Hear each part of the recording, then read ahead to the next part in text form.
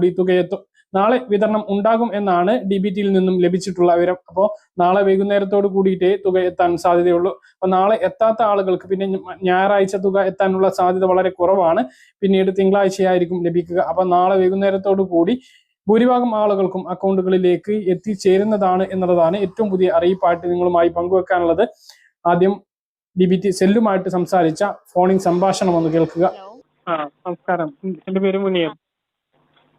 പിന്നെ ഇന്നു മുതൽ ക്ഷേമ പെൻഷൻ വിതരണം ചെയ്യുന്നുണ്ടോ? നാളെയോ? ഓക്കെ. ശരി, ഓക്കെ. അപ്പോൾ 1600 രൂപ നാളെ മുതൽ വിതരണം ആരംഭിക്കുന്നതാണ്.